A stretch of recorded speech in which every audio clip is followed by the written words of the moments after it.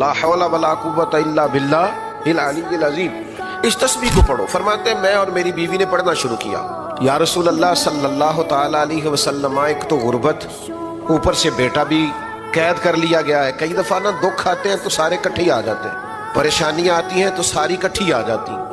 تو عرض کرنے لگے یا رسول اللہ صلی اللہ تعالی علیہ وسلم، ایک تو غریبی ہے، حالات ایسے ہیں، اوپر سے بیٹے کو کفار نے اغوا کر لیا۔ تو اللہ کے حبیب نے فرمایا اللہ پہ بھروسہ کرو اور تسبیح پڑھو۔ حبیب پاک صلی اللہ تعالی علیہ وسلم نے فرمایا کہ گھر جاؤ، اللہ پہ بھروسہ کرو اور لاہور شریف پڑھو، لا حول ولا قوت الا باللہ العلی العظیم۔ اس تسبیح کو پڑھو۔ فرماتے ہیں میں اور میری بیوی نے پڑھنا شروع کیا۔ اللہ کی ذات پہ بھروسہ اور اس تسبیح کو پڑھو۔ فرماتے ہیں ہم پڑھ رہے تھے، بھروسہ اللہ پہ تھا، دروازے پہ دستک ہوئی، باہر گئے تو اللہ نے فضل کیا، بیٹا دروازے پر موجود تھا اور اکیلا نہیں آیا، 400 بکری